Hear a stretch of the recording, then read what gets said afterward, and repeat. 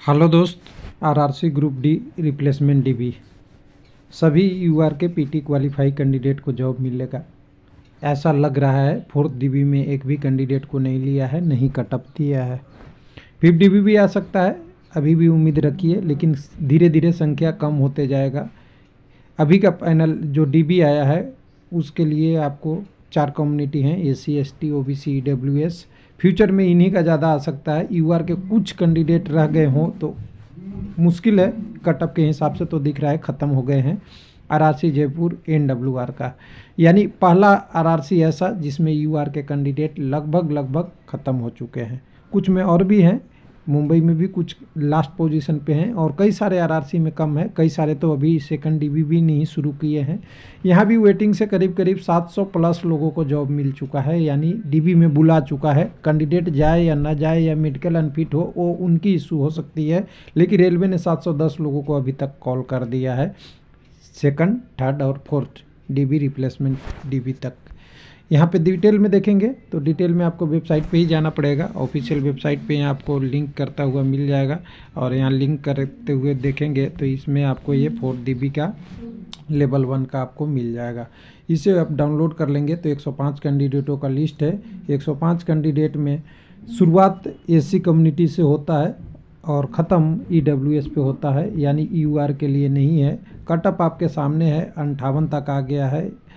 OBC के लिए, एक मिनट, नहीं ओबीसी नहीं, एससी के लिए आपका 59 आ चुका है, एसटी के लिए ओबीसी का 67 और 56 आ चुका है ईडब्ल्यूएस का। कितना अभी कटअप कम हुआ फोर्थ डीबी तक, उसके बाद हम अपने पीडीएफ के माध्यम से आपको समझाने की कोशिश करेंगे। और यहाँ पे अगर देखेंगे तो टोटल 105 लिस्टों है। 105 में ज़्यादातर कैंडिडेट ओबीसी के हैं।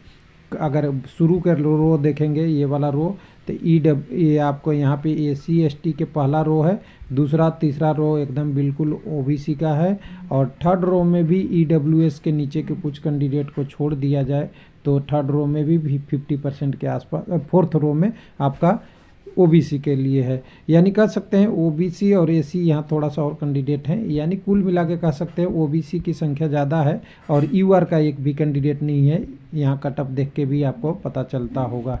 अब यहाँ पर देखिए, फोर्थ डीबी के बाद फिफ्थ डीबी तो आएगा ही, लेकिन अभी कितना बचा हुआ है उसके बारे में बात कर ले अगर डायरेक्ट, तो यहाँ से हम देखेंगे, अपना पीडीएफ के माध्यम से हमें देखना पड़ेगा टोटल अगर यहाँ देखेंगे तो वैकेंसी टेबल में आएंगे। अभी तक का कटअप एक बार नज़र मार लेते हैं, पीटी से लेके आगे तक का।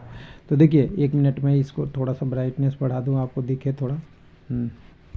यहाँ पे देखिए, यहाँ पे देखेंगे आप कटअप जब चलते गया वहाँ से आपको पीटी का कटअप आ गया, उसके बाद आपका सारा चीज़ें बढ़ते जाएगा। वो सारी चीज़ें यहाँ पे एनालिसिस में था। तो यहाँ पे एक्चुअल देखेंगे तो 68.33 गया था पीटी के लिए कटअप यूआर का, 72 हो गया था आपका डीबी के लिए, लेकिन 72 से घटते 68.86 तक तो सेकंड डीबी में ही आ गया था। थर्ड डीबी में लिया तो वो भी ख़त्म हो गए होंगे जो कैंडिडेट यहाँ से हैं। यहाँ से देख लीजिएगा, 68.96 से 68.33 के बीच में जो कैंडिडेट 0.5 के बीच में होंगे वो थर्ड डीबी में हो गए थे। थर्ड डीबी का कटअप नहीं प्रोवाइड किया गया था, इसलिए बात नहीं कर रहे हैं। लेकिन अगर हम बात करेंगे कि फोर्थ डीबी तक कोई कैंडिडेट नहीं है तो 4 नंबर यूआर का कटअप ख़त्म हो गया, और सारे कैंडिडेट जो पीटी क्वालिफाई थे लगभग हो गए। कुछ अगर छोड़ दिया, अपवाद को हम नहीं काउंट कर रहे हैं।